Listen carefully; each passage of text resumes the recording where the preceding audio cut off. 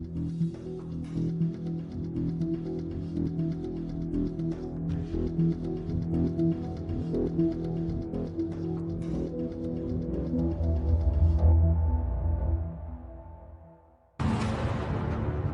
was on a mission to get justice for Shanann, Nico, Bella, and Celeste. They deserved to have their story told. I think about, like, did I cause this? What in the world is going on? Hey, are you Chris? A lot of it wasn't adding up. The disappearance of a pregnant Frederick woman and her 2 children has captured the nation's attention. This house is not complete without anybody here. We see a lot of horrible stories where a husband kills his wife, but this one's different. We're hearing from the suspect and his side of the story, a story police just don't believe. I could tell Chris was not comfortable with me rubbing his shoulder, but I was okay with that. I wanted him to be uncomfortable. When he asks to speak to his father, the risk you run is he lawyers up, this interview's over. The district attorney says that he believes that Chris Watts will never reveal the full details of how or why he killed his family. He went on to say that this is a case that is actually going to haunt the folks who worked on it probably for the rest of their lives. It is crucial that once he's put in jail, he's never getting out. So if it did have something to do with their disappearance, it would be really stupid for you to come in and take a polygraph. Come give me a hug. Oh. I can't get the image out of my head.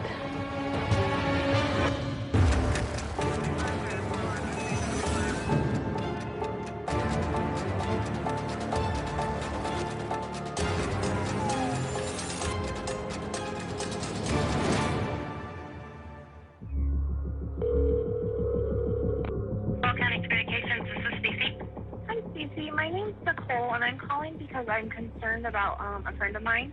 She's 15 weeks pregnant, and she wasn't feeling well over the weekend, and I have called and texted. I've come to her house. She's not answering the door. She's not responding to text messages, phone calls. I've had other friends reach out to her. None of us can get her to respond to us, and her car is here. What's her name? Shanann Watts. And her husband's name is? His name is Chris Watts. I just want to know if she's okay. This is one of the worst, if not the worst, cases I've ever had in 19 years of police work. This one does not make sense to me. It was just too strange, too baffling for it not to leave a lasting impact in your head about how does this happen?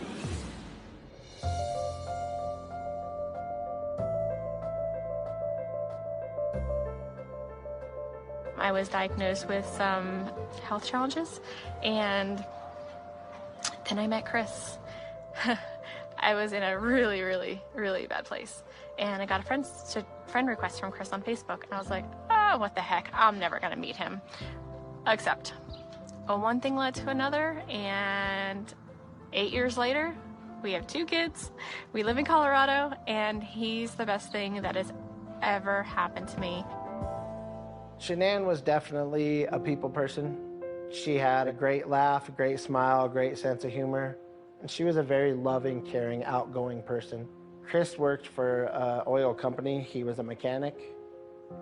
And Chris was quiet, but he was real friendly about helping people with the cars and stuff like that. And Shanann was a marketing person who was able to work from her house. That's what gave her the opportunity to stay at home with her children, which was her #1 passion. Bella was 4. She was definitely more the quiet thinker, really happy, really go-lucky. She would always wave and say hi whenever we were out in the backyard and they were outside playing. Cece was 3, and she was an absolute firecracker. And it would always make you smile just to hear her laugh because she had that really loud, just belly laugh. Chris and Shanann seemed to be wonderful parents.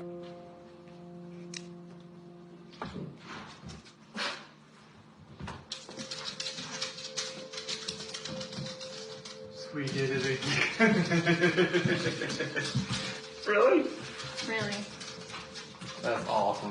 Shanann was 15 weeks pregnant with a little boy that she was going to name Nico. Guess when you want to, it happens.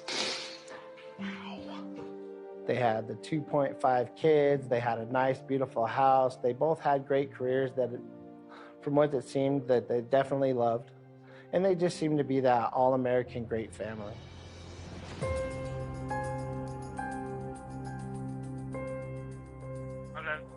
who's checking on a friend who's pregnant, who's not answering the door. There was a sense of urgency on the part of Nicole Atkinson because of who Shanann was. Shanann lived her entire life through social media, through her phone. It was very unlike Shanann not to answer the phone, not to at least send a text. And so that, I think, raised the level of concern and fear very early on in this process. How you guys doing? Hi. Here, Nicole? Yes. Officer Coonrod from the Frederick Police Department responded to this call for service. He makes contact with Nicole and her son. I've called, I've texted. Her car's in the garage, her shoes she wears every single day right in the front door. Even before Nicole called Frederick Police, she had reached out to Shanann's husband. His response to her was, oh, she was going on a play date today with the girls, she must be there. She told him that she was going to call the police, and Watt's response was, well, hold on a minute, I'm on my way back, I'll be there in 45 minutes. They have the thing flipped up here. Oh, what about the garage door? I don't Is know. there... I'm just gonna check the back, see if I can see anything.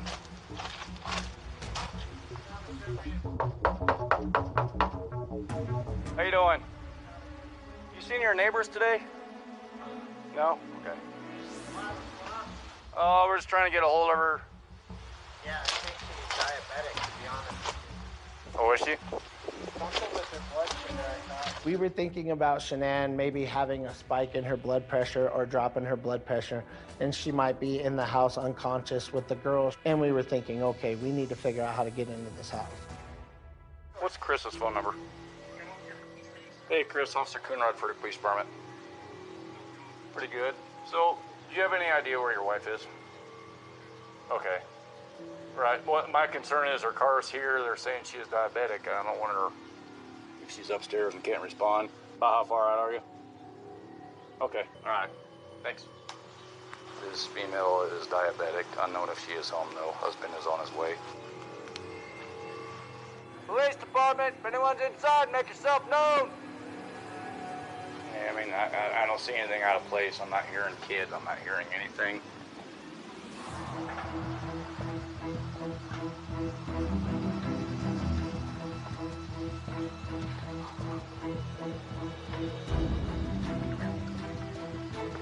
Scott, how you doing? How's it going? So this is the only vehicle she would have? Only one that, yeah. She would drive? Okay. The fact that Shanann's car was still in the garage, the car seats that belonged to Celeste and Bella were still in the car. It didn't sound like there was anybody in the home. The house was locked up from the inside. So these few things starting to add up to the officers like, this isn't right. There's something uncomfortable about what I'm walking into here. Mind if I come in, Chris? Okay. You checked upstairs, she's not there. I just want to make sure she's not passed out somewhere. Is she diabetic? You mind if I look around? Okay, thanks. From the beginning, Chris Watts was very compliant and very cooperative. That allowed us to search the Watts residence. All the girls' blankets are gone. Their blanket they sleep with, they don't leave anywhere without them. Good. Is any of her clothes, anything like that missing? Yeah. It didn't look like she went through and packed a bag or anything. All that in the box. Did she tell you anything about leaving, moving out? Not moving out.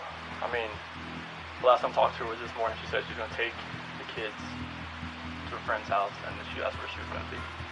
And then I've texted her today and never heard anything. But car's here. Car's here. Unless somebody came and picked her up. But the people that I know, nobody's heard from her, nobody's seen her. In all missing person investigations, we usually want to start from the inside out. The people that are closest to the person that's missing, the person that last saw that person that's missing, Chris Watts, by his own words, was the last person that saw Shanann Watts. This is her purse? That's her purse. It's her medication. She takes these, her medication's still in here. Along with the purse and Shanann's own medications, Celeste had a very significant allergy, causing Shanann to have to take with her an EpiPen everywhere she went. That EpiPen's on the countertop. Her phone's here. Does she work? Yeah, she works from home. Oh, from home? She works Distance to Lifeline. The people that know Shanann know that she was very attached to her cell phone. That was something that she would never leave the house without. And to have the purse, her car, the car seats, all of those things still left inside seemed very, very strange. You guys have any kind of issues, marital issues, or? We're going through separation. You are? Did you guys file it yet or anything, or just talking about it? No, we're gonna sell the house and do a separation. And how's that going? It's going Civil for the most part, or? At that time, of course, we're thinking, is she just emotionally upset because they're having marital issues and she's taken off? Is she so distraught that maybe she's done something to herself, to her girls, or did someone hurt her and the girls? People just fall out of love. We had absolutely no idea which way this is going to go. There are no signs that this investigation is slowing down in any way. A team of investigators found a white sheet. We were all in shock. We've got red flags going up all over the place now. Oh,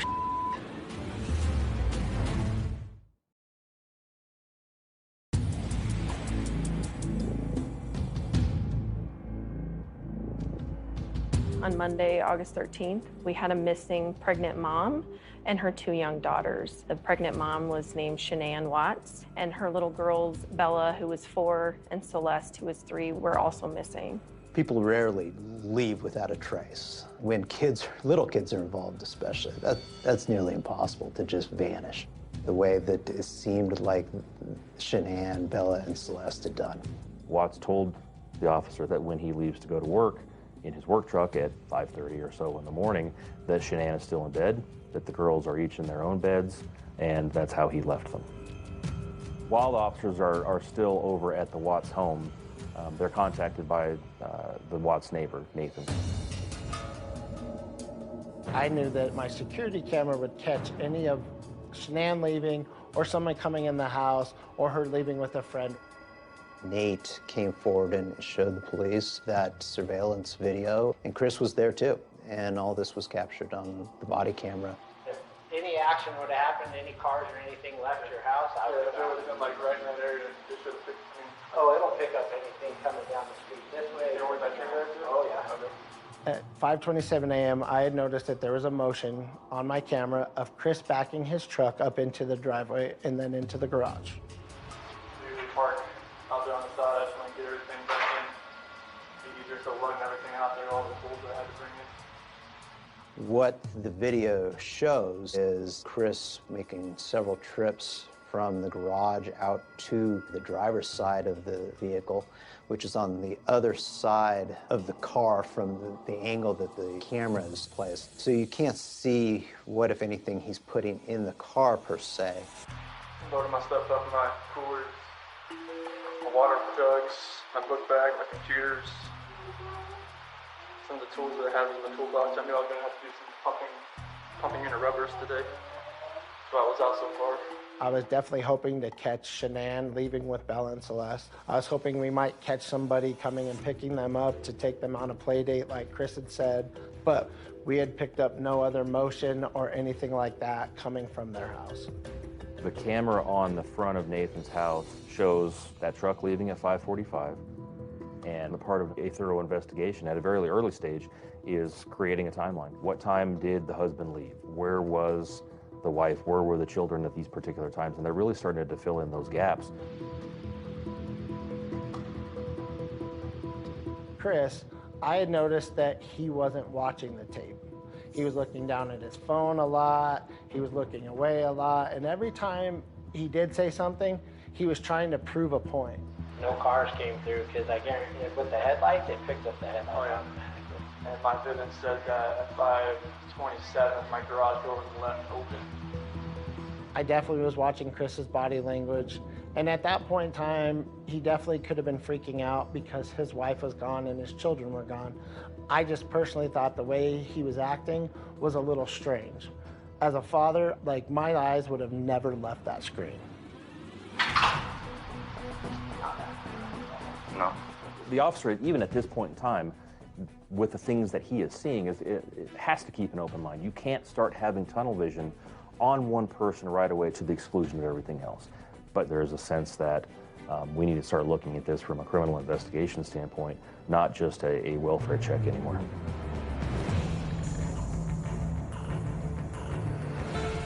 We really needed to go back into the Watts residence and do a thorough forensic search of that house. Hi, are you Chris? Chris, yes. Chris, Officer Lyons with the Frederick Police Department. This is Officer Perez. Chris was compliant, cooperative. Our CSIs went in and searched for evidence, blood stains, signs of cleanup. We didn't see signs of struggle in the house. Things weren't knocked over. Things weren't broken and damaged. They are really organized people. Canines, cadaver dogs had gone through to pick up scents. We did notice the top sheet of the bed was missing, which we thought was a little out of place considering how clean everything else was. We didn't find any evidence inside the house. The Frederick Police Department reached out to the Colorado Bureau of Investigation, as well as the FBI, and requested assistance with the missing person investigation. We ran criminal histories on both Chris Watts and Shanann Watts. Neither one of them had a criminal record. So part of the investigation, I needed to know who Shanann was. And so I started looking at her Facebook page. I can kind of appreciate her attitude, I guess, sometimes. I come from a long line of Italian women, so we're very strong, sassy, assertive. And that's how I pictured Shanann. It was obvious she loved being a mom, she loved being a wife, and she loved what she did for work. The Frederick Police Department, they did a neighborhood canvass. They knocked on a lot of doors. They started contacting businesses in the area that might have surveillance videos. How are you? What's going on? We are looking for her and for her kids. Tonight, police issued a missing endangered alert for Shanann Watts and her 2 daughters. Her husband says she's been missing since Monday morning. I hope that she's somewhere safe right now and with the kids. I just want them back.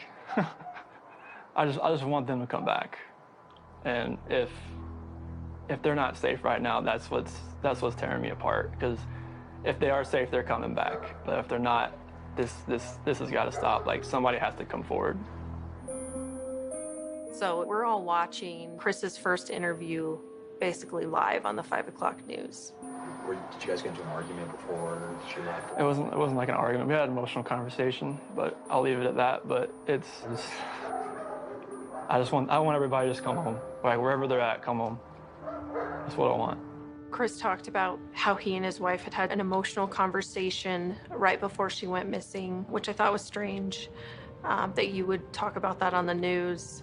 Shanann, Bella, Celeste, if you're out there, just come back. Like, if somebody has her, just please bring her back. The concern that he professed to have for his wife and kids seemed very feigned, seemed very cold and calculated. Even though people grieved differently, he was so extraordinarily calm and was internally inconsistent in what he was saying and how he was saying it, that it raised a lot of red flags. It just really struck everyone as, what in the world is going on? If my family was missing, I would be an absolute wreck. So the fact that he was clean cut, real calm, real cool, kind of seemed collected, definitely put a big red flag up for me. I need to see everybody. I need to see everybody again. This house is not complete without anybody here. Please bring her back.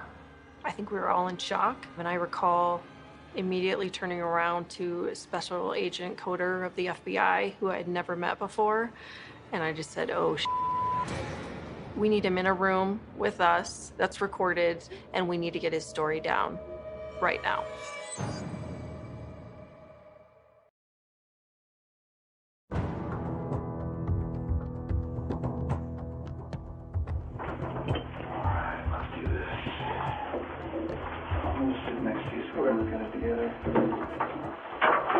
We had already predetermined that Special Agent Coder with the FBI would conduct the initial interview of Chris Watts at the police department, and then he would request that I conduct a polygraph with Chris later on. Chris was not a suspect. It's very important to not alienate Chris. And at this point, he knows the most about everything, and we really wanted him to help us find his family. What do you think happened? At first, I really thought maybe she was just at somebody's house, just decompressing. What's going on, Steve? Yeah. But after today, like with the onslaught of, all the police cars, all the news, all the K-9 units, it's making me lean the other direction about someone took her. Okay. And it's freaking me out. I was able to watch a live feed video of the interview as it was happening, and it was extremely important to get a baseline story from Chris. This husband whose wife and children are missing, he's the last one to have seen them. He can give us the information that we need to help find them. Special Agent Coder had Chris actually write out a written statement, and so they spent, several hours going over Chris's statement in great, great detail. So, 1:40 a.m., doorbell detects a visitor. It showed Nicole dropping her off. Okay. 2 a.m., Shanann gets in bed with me. 4 a.m., that's when my alarm goes off for work. Start having a conversation with her about having the house up for sale and talking about it, actually proceeding with the separation. Okay. And it gets pretty emotional because we have 2 beautiful kids and we have 1 on the way. At that point, we had Shanann's phone. And some of the things that we were learning from going through Shanann's phone is that she'd been talking to a lot of her girlfriends about Chris becoming very distant. They had even talked about counseling, and Chris was resistant. It was very emotional. We were both crying. And at the end, we just said, she said she was going to take the kids to her friend's house today. And she would be back. Okay. I was like, okay. Looking back on that conversation, can you connect the dots between both of you being upset and crying, and here we are, and now she and the kids are gone? I think about, did I cause this? Did I make her feel like she needed to leave? Maybe she sat there and thought about it, do I really need to stay here right now? If he doesn't love me, maybe I should just go. It seemed like Chris was definitely taking a small portion of responsibility for her disappearance. But I felt like Chris was not being honest and was not telling the complete story. At that point, Special Agent Coder really needed to kind of turn up the heat. The day she goes missing is the day that you guys have marital discord. So you can understand what I'm thinking about you. Yeah. It makes me sick to my stomach, honestly. This is something that I would never do. Are you telling me the truth? I'm telling you the absolute truth. Why should I believe you? Because I'm a very trustworthy person. Special Agent Coder has a very soft, soothing almost type of voice when he was talking to Chris. But at the same time, he was asking very, very tough questions. Do you know where your wife is? I don't know where my wife is. Are you telling me the truth? I'm telling you the absolute truth. Okay. We really hadn't seen any emotion from him up to that point, and we wanted to see if maybe faced with the pictures of the people that he said he loved and that are missing, to see if that would elicit any more information or any emotion from Chris. She loves those shoes, even though they were winter shoes, but she loved those shoes. She always loves those shoes. And Bella, she loved that dress. She loved those flip-flops. She was a girly girl. If he is hoping and believing that they're still alive, so why would you start talking about them in past tense? That's obviously a red flag. So I need to ask you about your marriage and infidelity. Okay. Okay, tell me about it. I have never cheated on my wife. Okay. And I fully suspect she has never done that to me. Oh, okay. I fully expect if we ever thought about straying another way, that we would tell each other before it happened. I think that sounds ridiculous. I gotta ask, what's her name? I don't have another one. You sure? I'm sure. Okay. I definitely needed to know what was the reason for the separation. What was the reason behind wanting to possibly end his marriage? If you weren't having an affair, Chris, what is it? Why are you falling out of love? I couldn't be myself around Shanann anymore. Does that make sense at all? The timing doesn't make sense to me. People just fall out of love. And that's where I was. I gotta tell you, that sounds like a load of horse shit. I know. There's what Chris is saying, and there's what Chris is not saying. Chris was not imploring us to go find his family. He was not giving us additional tips to follow up on. He did not honestly seem interested in the investigation. So Special Agent Coder needed Chris to try and explain his actions. I can tell that there's just something you're not telling me. Why you're not telling me, but there's something that's making you a little bit uncomfortable tonight. Our initial thought was to do a polygraph that evening, just so we could either determine if he had something to do with her disappearance or we could rule him out. But his interview with Special Agent Coder was over close to 3 hours. It was past 10 o'clock. He's tired. It's not an ideal situation to try and start a polygraph that can be very extensive. And we really wanted to start fresh with him. So at that point, we asked Chris if he would come back the next day for a polygraph. So can we say that tomorrow at 11 o'clock? Sure. We can do a polygraph? Sure. Here. When Chris left that evening, investigators spent the entire evening combing through his computer records, cell phone records, and what we learned from that analysis really changed the entire course of the investigation.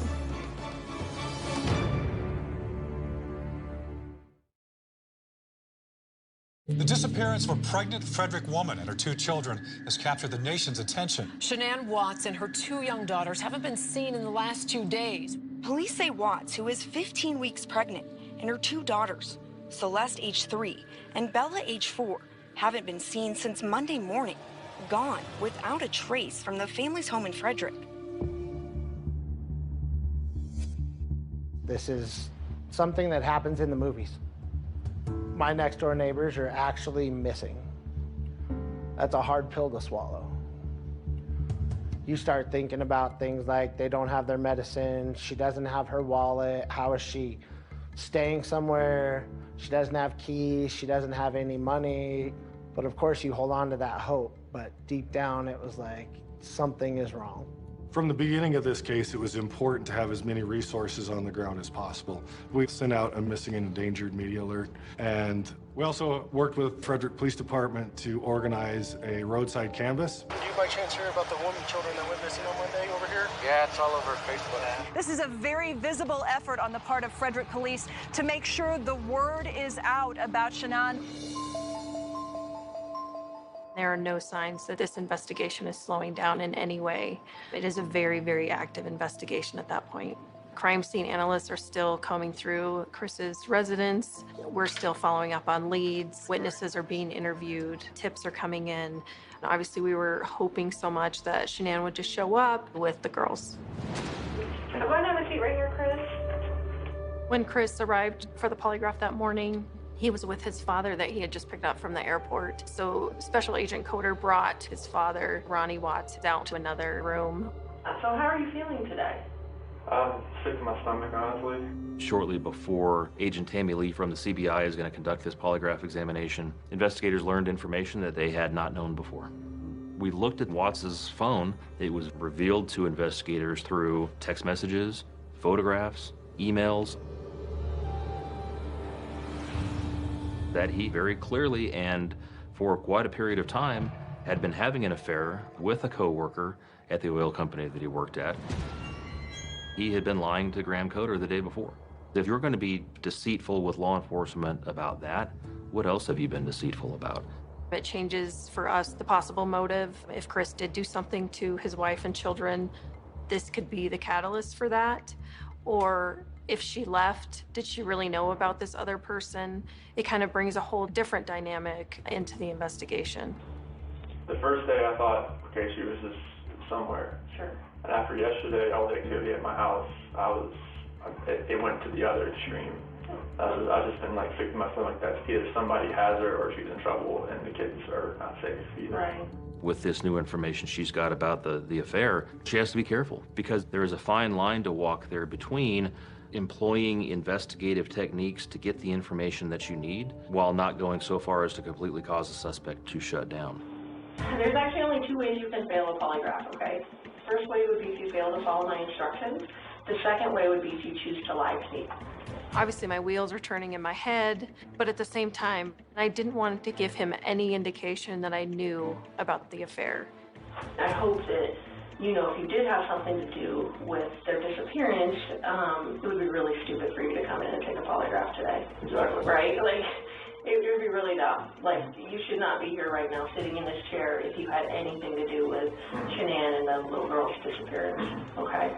I was putting Chris on high alert that the truth was about to come out and everyone was gonna know what it was. I definitely wanted to see if Chris was going to keep lying about the infidelity, so I brought up if he was having an affair. Did she accuse you of anything? I mean, being a woman, I mean, she's like, is there somebody else? I'm like, no, there's nobody else. I mean, Did she seem like she believed that? when I told her there's nobody else, yeah, she knows that I wouldn't do that to her. This is a very, in the grand scheme of things, a very small thing for him to be lying about when his wife and daughters are missing for 48 hours. Why are you lying about having an affair? The pre-test interview with Chris lasted close to 3 hours. I felt like I had received all the information I was going to get from Chris. At that point, it was time to start the polygraph examination. And the coolest thing about this is right now, there's only one person in this room that knows what the truth is. And in about 5 minutes, there's gonna be 2 of us. I wanted Chris to know that the gig is up. If he had something to do with her death, I was about to find out. Did you physically cause Shanann's disappearance? No. Are you lying about the last time you saw Shanann? No. Do you know where Shanann is now? No. This portion of the test is complete. Please remain still while I take the instrument out of operation. At that point, I took my computer out of the room to grade the charts. Grading scale, for someone who is a truth teller, we would consider them to be a +2 or higher, and we would consider someone to be deceptive if they were a -4 and below. Chris Watts scored a -18. He failed every question on the test. That deception on that polygraph causes Watts to become our primary suspect.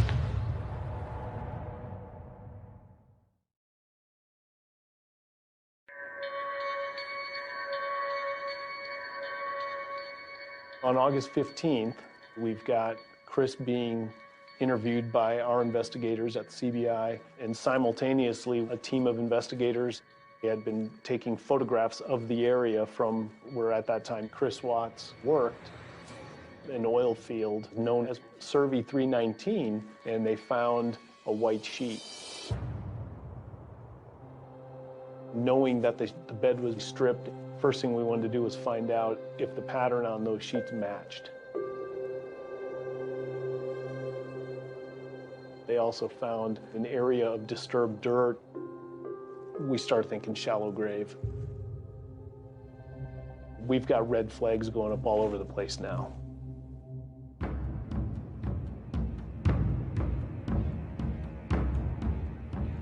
The results of the polygraph that Watts took showed deception. In other words, he failed. Now we're shifting, right? We're shifting to interrogation mode. How can we get Chris to tell us what the truth is? So I brought Graham in here because we want to talk to you about the results, okay? Sure. When I walked back in the room with Special Agent Coder, my attitude had completely changed on purpose. I was no longer Chris's friend. I was no longer this joyful investigator that's just here to administer this polygraph. Now I'm here for the truth.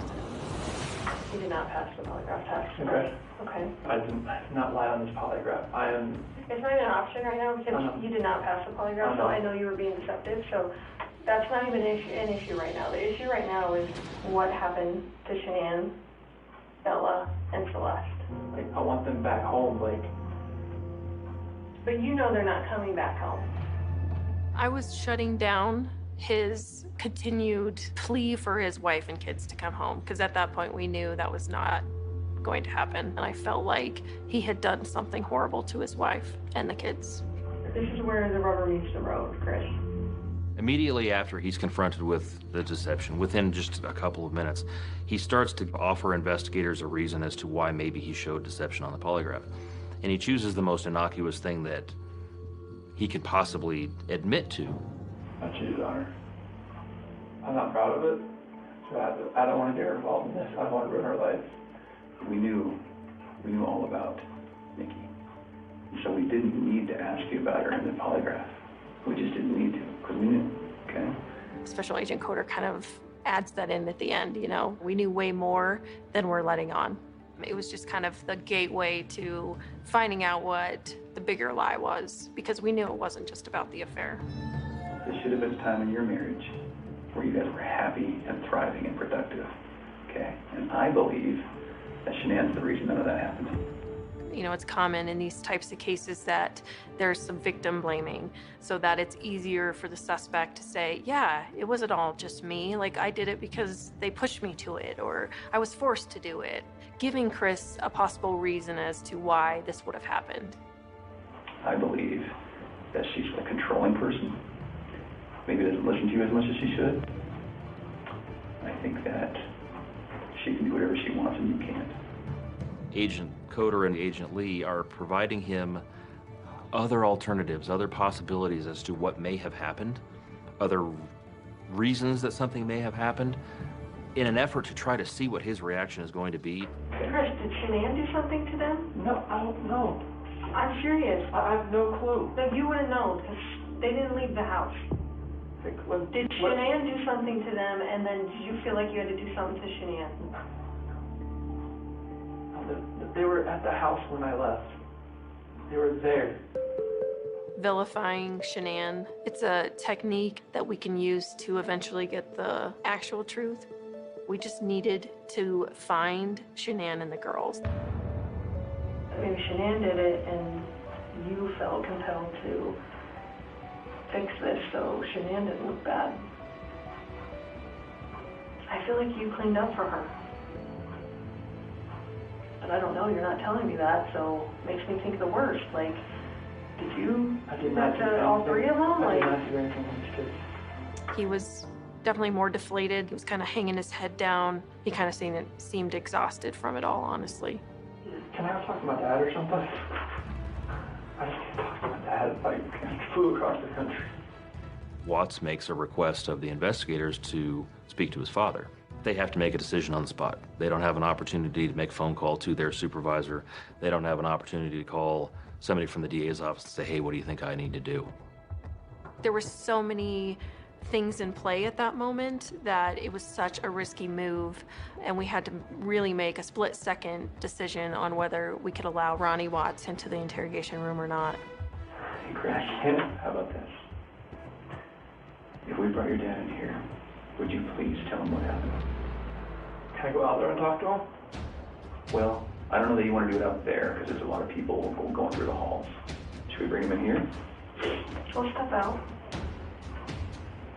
Okay. Can you 2 minutes with him? Okay.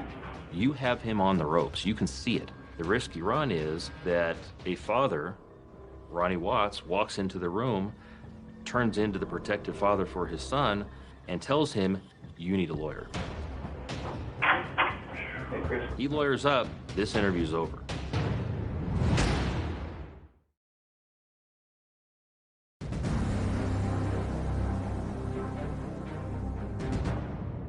Tell us, Chris.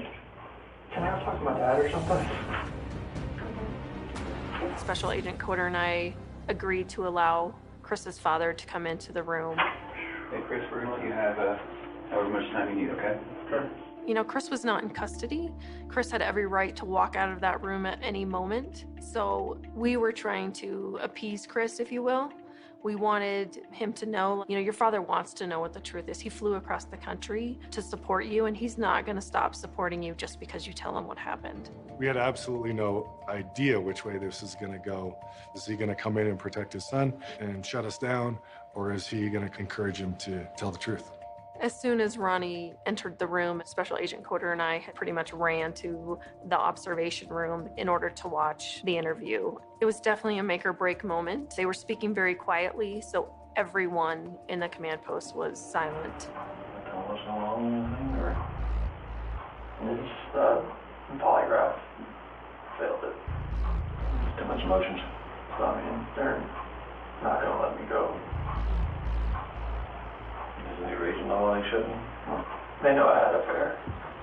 Anything else you want to tell me? What's going on? I want to protect her. What? I want to protect her. She hurt him? Yeah. I thought that hurt her.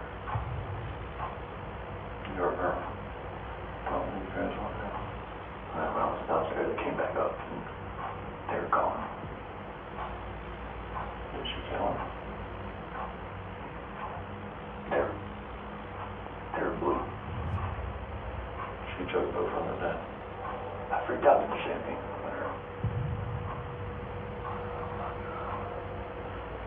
She killed Lucy and choked on death.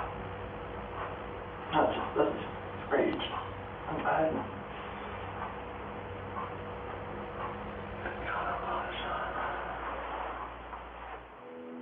It was pretty much gut-wrenching to hear Chris talk about the fact that he murdered his wife to his own father. It was the theme of Shanann doing something to the girls that I had just given him prior to leaving the room. But to actually hear that come out of his mouth was shocking. We always have that hope that we will recover Shanann and the girls safe and sound, that they'll be fine. But your heart sinks because it's real that he admitted that the girls are dead and that he killed Shanann. We knew immediately we needed to get back in there. Okay. I could tell Chris was not comfortable with me rubbing his shoulder, but that I was okay with that. I wanted him to be uncomfortable, and I wanted him to look at me and to focus back on our questions. Can you tell us what you told your dad? I saw on the monitor, those covers were like pulled off and she was laying there. She's blue. She was in there with her. What happened? I put my hands around my wife's neck and did that same thing. He describes feeling extremely angry, so he basically grabs Shanann, throws her down on the bed, and strangles her right on Cece's bed, is what he said. This was him seizing upon an opportunity to shift the blame away from himself as much as he could and towards somebody that no longer could defend herself. It is crucial at this point in time that we find out where they are so that we can really start working on the homicide investigation portion of this to make sure that once he's handcuffed and once he's put in jail, he's never getting out. Where are they now? To find your babies. It's the hard part. We have left. Can you tell us where they're at? They're gone. There's no bringing them back. Internally, there's outrage. I didn't want to show that to him because I really wanted Chris to keep talking. It was very hard. Well, where are they? At that first location I went to that day. It's 319. So, Chris, are they in something? Are they under the ground? Like, how would you find them? You take us out there? I thought there's no way I want to walk there. Are they all three out there, Chris? Yes. Chris talked about the area being very vast. He talked about it being maybe 10 miles by 20 miles. So to me, it was very, very important that he actually describe in detail where they were at that site, just because there were so many different places where he could have buried them or hidden them. What is that? It's the Fairview 319. Okay. Whereabouts is Shanann and the girls?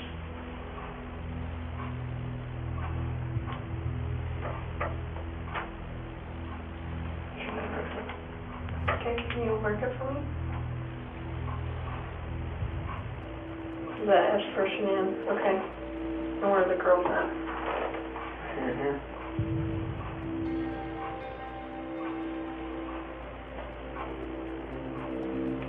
Are they in the tanks? What's in the tanks? It's a mixture of oil and water. I just couldn't believe a father could do something so horrible to his children and his wife.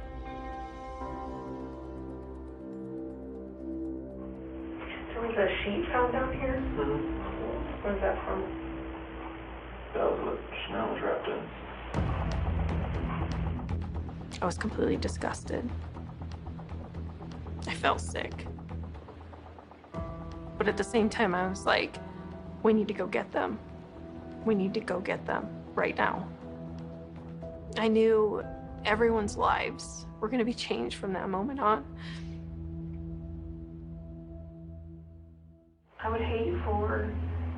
Shanann to get a bad rap if she didn't have anything to do with it. You know, it's not fair. It's not fair. Shanann's pregnant, she's exhausted. I don't believe she's gonna wake up, you know, after 2-3 hours of being home from a trip, then to go murder her 2 daughters. To me, that made no sense at all. So, you want to tell us the truth? That is the truth. So you're good with the public knowing that Shanann killed her daughters? I did not hurt these girls. Are you okay with the public knowing that Shanann? Yes, because I did not hurt these girls. I did not believe at all that Shanann had done anything to her family to hurt them. I believed that Chris murdered his entire family. He shook my hand hours after he did this to his family. Our goal was to get that family back together as soon as possible. We all struggled with the fact that we didn't know what the truth was. The interview that he gave is worse than any of us could have possibly imagined.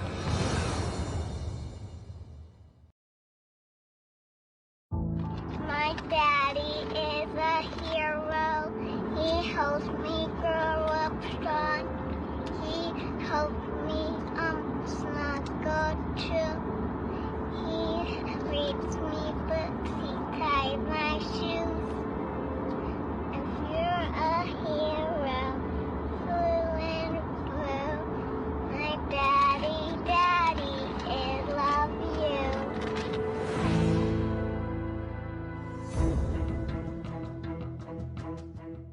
When Chris told his father that Shanann had killed the girls and that he had then killed Shanann, even though I didn't necessarily believe his version of events and I didn't buy into his description of how it went down, there was a sense that we were progressing.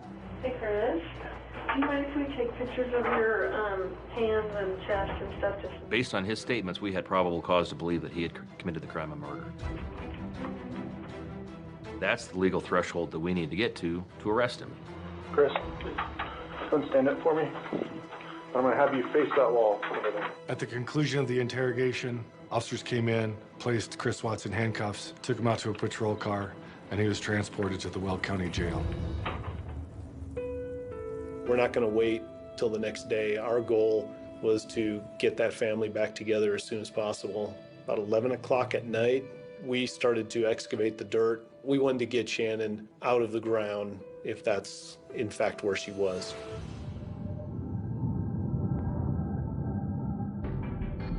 In the numerous excavations I've done, bodies are usually laid out. Shanann was curled up as if just thrown in. It was almost discarded like trash and then covered with dirt. Chris Watts said that the children were in the oil tanks. The problem is getting them out of those tankers was a very complicated process that we knew. It was now 1:30 at night. We weren't going to be able to do that evening.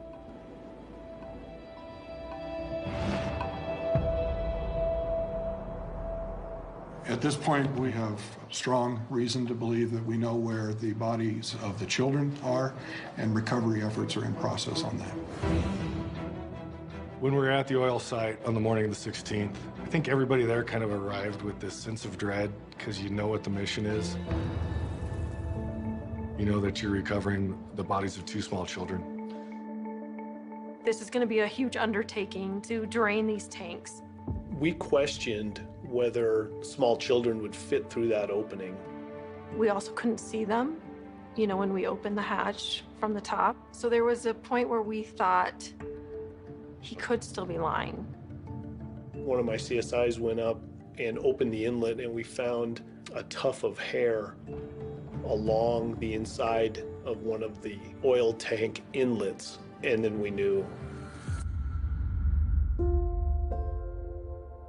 What a horrible, horrible thought that is. Looking at those oil tanks and seeing the size of the hatch at the top, and then to have to pull them out of that oil, I wouldn't wish that upon my worst enemy.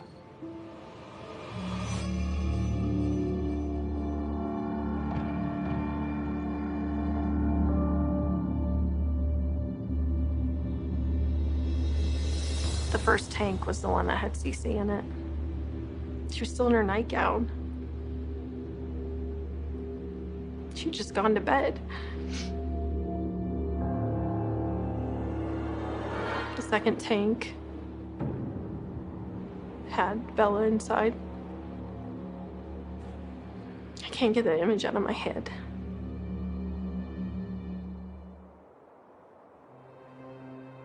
I don't see how somebody who loves their family could even possibly do something like that.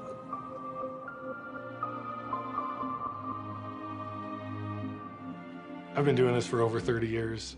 I've investigated or been a part of an investigation of over 170 homicides. And I don't get emotional very often. I'm able to detach myself to a certain degree. I was not able to detach myself from this. There is the arduous task of determining a cause and manner of death. Are there injuries consistent with his version of events? The pathologist concluded that Shanann Watts had died from asphyxiation due to manual strangulation. The most significant injuries that we found during the autopsy were injuries to Bella. She had injuries which suggested that she fought back as somebody covered her airway. The idea of her fighting for her life as somebody snuffed out her breath was hard to accept. And then Chris had told us that he had witnessed Shanann strangling Cece, but the pathologist determined that she died from asphyxiation due to manual smothering. We were able to prove through that autopsy that what Chris told us about what Shanann had done to Cece was false, and that he had lied to us.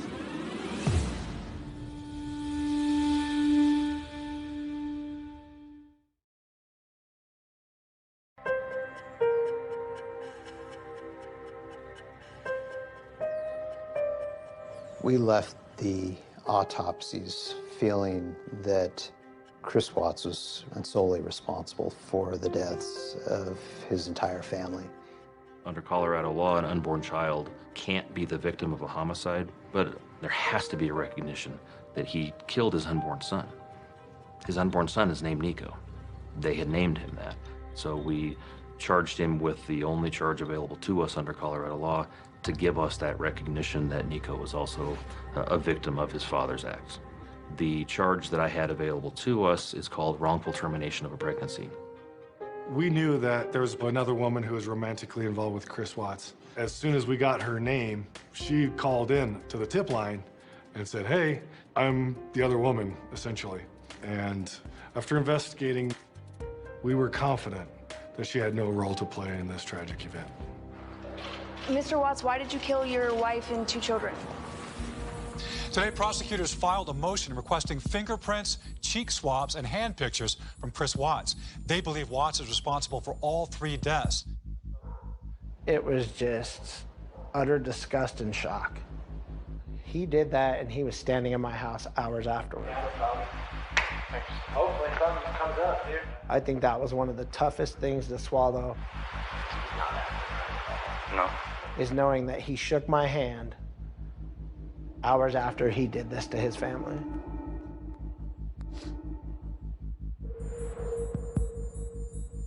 We were preparing for a murder trial, and a murder trial that was going to last years. And all of a sudden, I receive a phone call from Detective Baumover, and he said, "Hey, Chris is going to plead guilty to all charges." Christopher Watts has pleaded guilty to killing his pregnant wife, Shanann, and 2 young daughters, Bella and Celeste, and their unborn son, Nico. Whoa, wait, like, we're not done. We have all these things to do.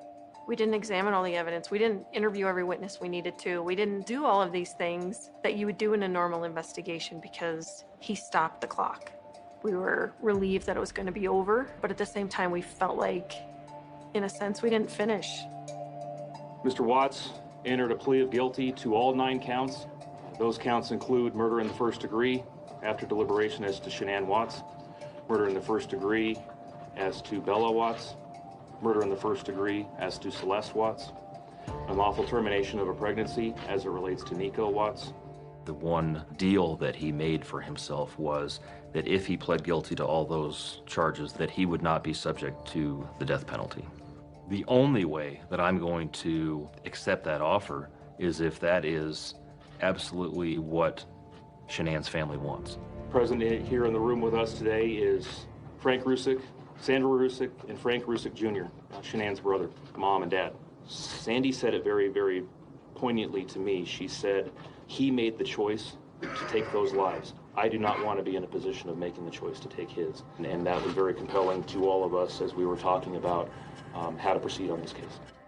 Ultimately, Chris Watts was sentenced to 3 life sentences plus 84 years in prison.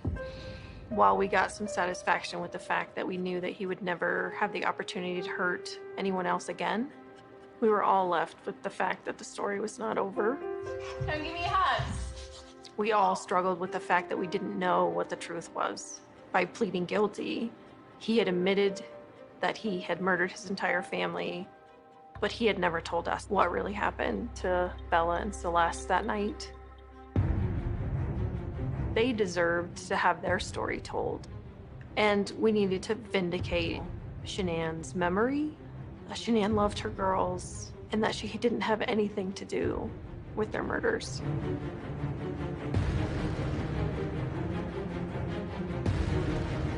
Tonight, Watts sits in a Wisconsin prison serving his 3 life sentences without any possibility of parole. The district attorney told us is that they considered making a part of the plea agreement that Christopher Watts would have to confess more about what happened that night. So myself, Special Agent Coder, and Detective Baumover, we flew to Wisconsin, where Chris was being held, and have one last conversation with him.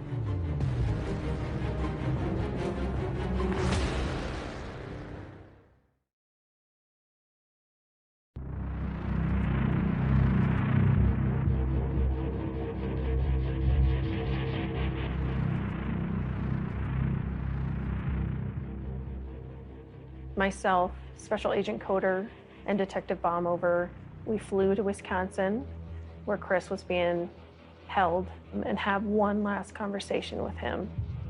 I needed to hear him say that Shanann did not murder her children. I needed to have that come out of his mouth. The last time we talked to you was a different situation, right? Our investigation was open and your case was open. All of our cases are closed and the court case is closed. So there's nothing that we're going to talk about today that's going to get you in any type of more trouble at all. Are you available to talk to us? Definitely. Okay. The last thing we talked about was where the girls were, but we never really got to talk about that night. So what happened? I told her I didn't love her anymore. And that's what happened. I got on top of her. And every time I think about it, I'm just like, did I know I was going to do that before I got on top of her?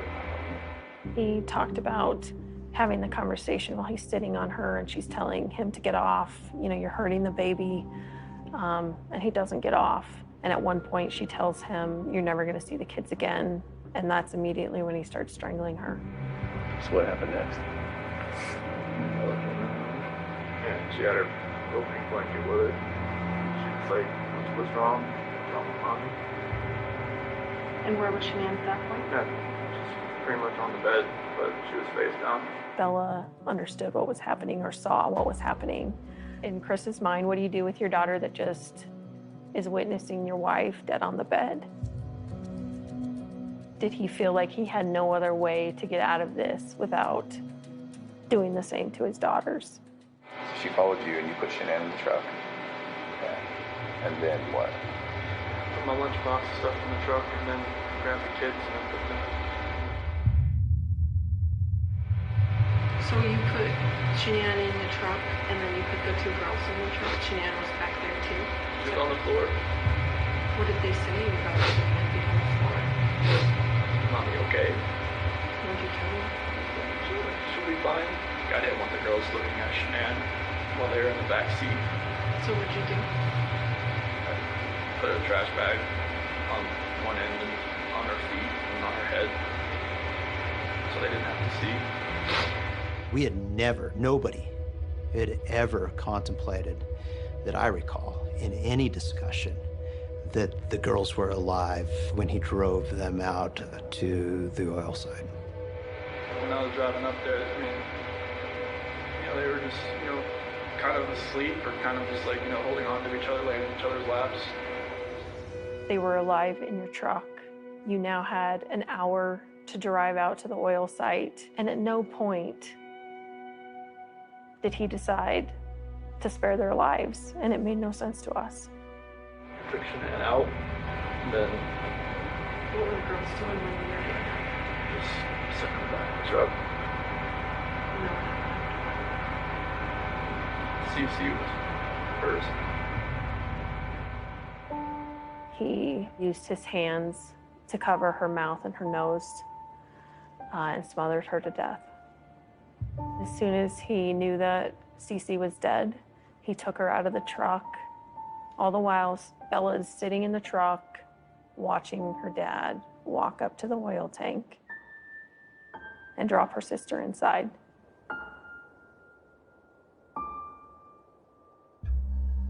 And then went down to Bella. Tell me what happened there. Did the same thing. Chris told us that every night when he closes his eyes, he hears Bella yell, "Daddy, no." I feel like it's kind of what he deserves. I hope he hears that every night. He didn't even cry for them. Like, I've cried more for them than he has. Like, who does that?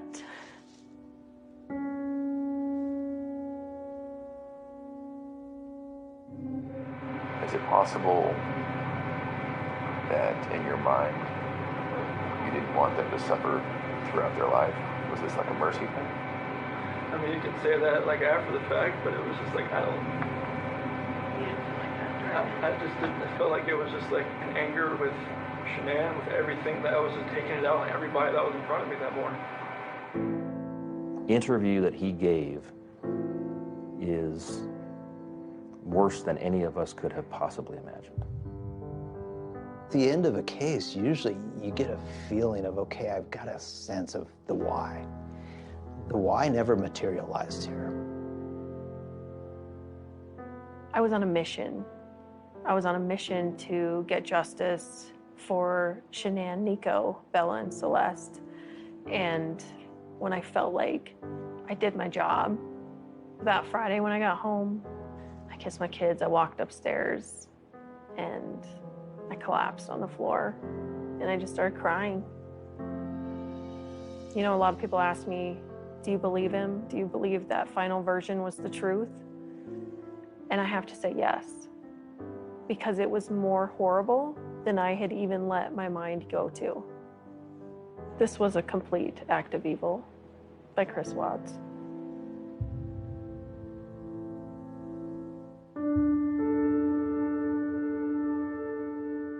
Shanann wanted to make a difference in life, and she thrived every day to make that happen. She had a lot of close friends, a lot of close family. She loved those girls. Her life revolved around those girls, Bella and Celeste. They're great, wonderful children. Their lives mattered to everybody. They are very loved, and she did make a difference. I love you, girl. I got the baby a hug. You want to give the baby a hug? There are two silver linings. One is that at least we were afforded an opportunity to give Shanann, Bella, Celeste, Nico, and her family closure. The other silver lining is that I can go to sleep every night knowing that the defendant will never walk this earth again. Every other case I've had, I've been able to put the pieces together. There's been signs in the past. There's things we can point to and say, look, he was a violent person before, whatever. Nothing about this case makes sense to me, but I still have to live my life, and I need to do as much good as I can for the rest of the time I have here. Hopefully counteract some of the evil.